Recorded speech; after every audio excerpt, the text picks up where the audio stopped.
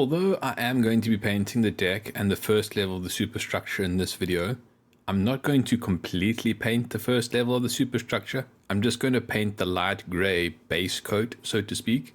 I'm going to leave the navy blue pattern, the splotches, for later on in the build. That is because I want to mask and paint all of the splotches at the same time, so that I can be sure that I have everything in the correct alignment, and so that I don't have to go back and make changes to the pattern after it has already been painted. It's just a matter of adjusting the position of the masking tape. I also won't be weathering the deck until I weather the superstructure, and I obviously won't weather the superstructure until it has been fully painted. And that can only be done once it has been fully constructed, so that is going to be many videos in the future. Since there is a lot of photo etch on the surfaces that I'm going to be painting today, the first thing that I need to do is spray it with metal primer. Although metal primer is intended for helping paint adhere to metal components, it also will prime plastic surfaces, so it is fine to spray it over all the areas that I'm going to be painting today. Since there is a lot of photo etch on these panels for the first level of the superstructure, it also makes sense to spray it over there. After the primer, I'm going to spray the same base coat that I sprayed for the hull. This is Tamiya XF64 Red Brown. As before, the only reason why I'm spraying this color is so that I can use it in future weathering, such that I can sand through the color coat to expose this red brown beneath it as a sort of rust effect.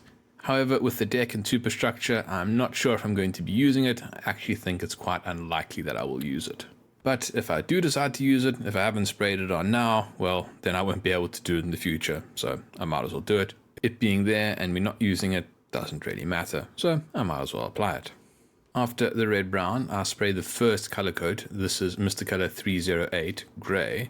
This was actually a bit of a mistake. I shouldn't have applied this color first. I should have started with the navy blue. I was just in the mode of thinking going from light to dark, and this was the light paint, so I reached for it first.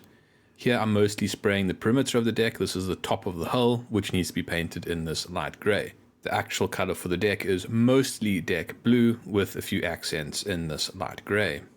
I also spray this color on the first level of the superstructure. This is going to be the only color that I spray on the first level of the superstructure in this video. I'm spraying it now just to help check for defects and make sure that I have a surface ready for me to do the camouflage pattern that I'll do in a later video once I have constructed all of the pieces for the superstructure. After giving the light grey paint a few hours to dry, it's ready for me to work it. During the spray on the superstructure, I had discovered that one of these joints was not standing vertical, it was leaning to the side a bit, so I need to correct that, otherwise it would look very odd. To correct the slant, I place a piece of masking tape perpendicular to the deck to use as an indicator such that I can file back the edge to meet the edge of the tape. Once that's been done, I now have a nice vertical line, and I can respray the area with grey to confirm that the edge is now vertical. After that minor correction, I tape off the edge of the hull and then spray the deck with Mr. Color 365 Gloss Sea Blue. Although this is a gloss paint, the deck will be matte when completed. That will simply be achieved by spraying over it with a matte clear coat. That, however, will not be done in this video. The matte coat will be applied after weathering as the top coat. While the deck blue is drying, I'm going to prepare another mask for this ship. To create this mask, I used the same technique that I used to create the mask for the camouflage pattern on the hull.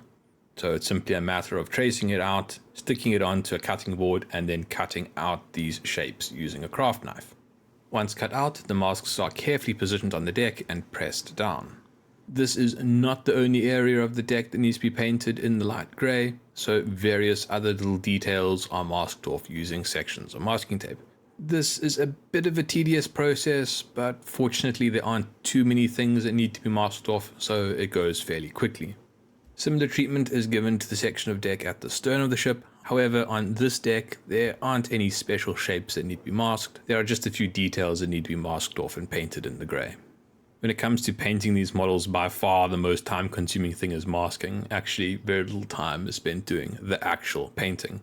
In this case, the airbrush has now been loaded up with the light grey, and the area is sprayed. After the first round of airbrushing, all the masking tape is removed and defects are identified. More tape is applied so that those defects can then be corrected. Most of the issues on the edge of the hull, as I said at the start of the video, I did it in the wrong order. I really shouldn't have tried to paint the perimeter in light grey first. It just is too difficult to mask off such a fine line. And because of that, the masking tape didn't stick down correctly, so I got that spray going underneath the tape causing these issues.